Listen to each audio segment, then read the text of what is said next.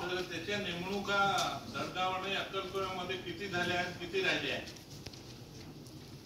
अंगणवाडी सेविका आणि मदतनीसच्या धडगाव व्हिडिओ अक्कलकोवा आणि व्हिडिओ आहे का इथं? सीडीपीओ जिल्हा परिषद सर धडगाव आणि अक्कलकोव्यामध्ये सर शिडीपीओ सर नियुक्ती आज दिलेली आहे आणि जिथं जागा रिक्त झाले सर नवीन नाही नवीन तुम्ही जितके जाहिरात दिल्या होत्या आणि तुम्ही दिल्या का ऑर्डरी धडगावच्या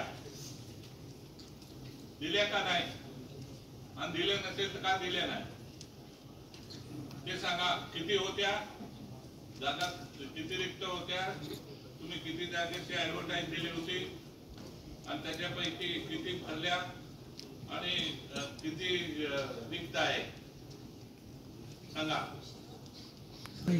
आपल्याला देतो सर संध्याकाळी सर शिडीपीओकडून घेऊन देतो सर, कारण नियुक्त शिडीपीओकडून दिलं तर सर. आणि जिथं वाद होतात तर ते सरांकडे 2 सुनावणी घेतलेल्या सर, त्याचा निकाल आम्ही आज देणार आहे. डाटा घेऊन देतो सर आपल्याकडे. सर हे जे नियुक्ती आहे सर्वांचा सुनावणी सुद्धा माझ्याकडे घेण्यात आलेला आहे आणि काही ठिकाणी खरोखरी म्हणजे सीडीपीओनी चांगल्या पद्धतीने नाही घेतला आहे. त्यांचा आम्ही निर्णय कॅन्सल करून नवीन जाहिरात काढतो. आमचं म्हणणं आहे साहेब, तुम्ही नवीन जाहिरात कशाला काढायचं? तुमचे ते वेटिंग लिस्ट आहे, त्या वेटिंग लिस्ट मधल्याला द्या ना. टाइमपास कशाला करतात?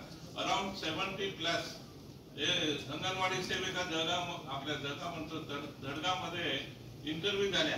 तुम्ही वर्क ऑर्डर त्यांना द्यायच्या म्हणून तुम्ही ओरिजिनल सर्टिफिकेट चेक करायला बोलवलं तर जवळजवळ 60 फक्त 4-5च ओके होत्या. सर्व फॅब्रिकेटेड कागदपत्र सबमिट केले होते. तुम्ही कागदपत्र ओरिजिनल घेऊन बोलवले, एक सुद्धा आला नाही. मग किती दिवस वेट करणार आहे? तर दाखवा, नाही तर ते त्यांचं रद्द करा आणि पुढच्याला देऊन टाका. हो सर, तसं ठरवलेलं आहे. ज्या ठिकाणी आम्ही त्यांना एक 15 दिवसाची मुदत दिलेली होती की तुम्ही वरून जर तुमचा दस्तावेज आणून द्यायची, त्यांनी 15 दिवसात नाही दिलाय तर आम्ही त्यांना तसा नेक्स्ट जो आहे त्यांना ऑर्डर देऊ. तसं करा आणि ते त्याच पद्धतीने अक्कलकोव्यामध्ये पण. Yes sir. सर आपण आता जी समजा भरतीची मेरिट यादी लागली सर, ती 1 वर्षापर्यंत